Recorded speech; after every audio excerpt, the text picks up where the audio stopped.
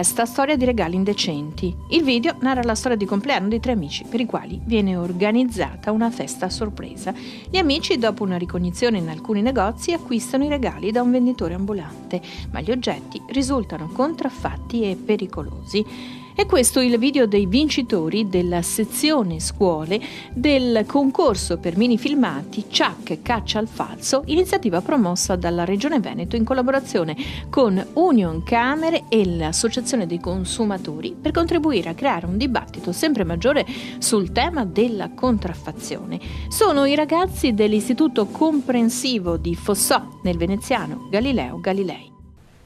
Immagino che tu ti senta come in un sogno. Sei da qualche parte, ma non riesci a capire dove sei. È vero. Ti capisco perfettamente. Nella sezione Under 35, invece, il primo premio è andato ad un giovane creativo padovano, Andrea Michelone. La cerimonia di premiazione si è svolta a Venezia, a Palazzo Barbi.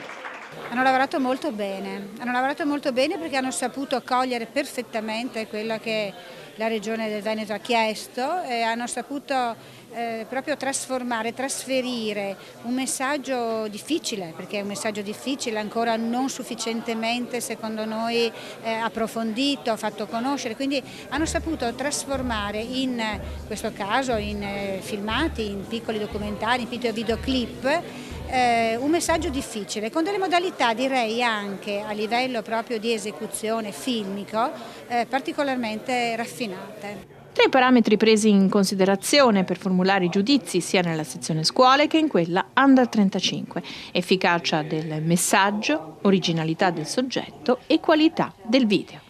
Ci siamo divertiti un po' tutti, i professori intanto che ringrazio, in primis il professor Salvatore Salamone di tecnologia che li ha seguiti, insieme anche al professor Ricatti che ha curato le musiche e quindi è stato proprio realizzato tutto in seno alla scuola.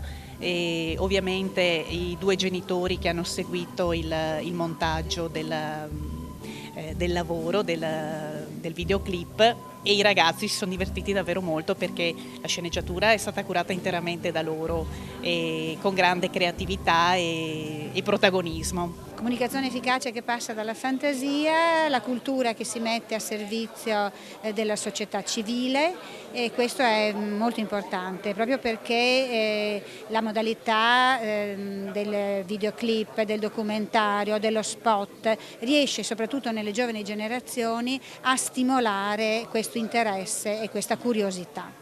Il filmato del vincitore della sezione giovani si intitola Benvenuto nel mondo reale. L'idea è liberamente ispirata alla scena cult delle pillole di Matrix, l'incontro tra Morpheus e Neo. Ambientato in una stanza ben arredata e poco illuminata, il rappresentante delle istituzioni racconta al cittadino inconsapevole come stanno le cose, dandogli una chiave per uscire dal buio della non conoscenza. Il video vincitore era tecnicamente realizzato molto bene, secondo noi, e poi arrivava dritto al punto, il danno della contraffazione, tutto ciò che sta dietro a questo mondo di contraffazione che spesso è ignorato. Quindi proprio all'unanimità è stato assegnato questo premio, meritato secondo noi. Io lavoro nel cinema come video assist o aiuto camera. E abbiamo visto il concorso e abbiamo detto perché non parteciparci, insomma. E l'abbiamo girato in più o meno 4 ore, poi una post-produzione di una mezza giornata. Ai vincitori, oltre ad una pergamena, ha dato anche un assegno da 6.500 euro ciascuno.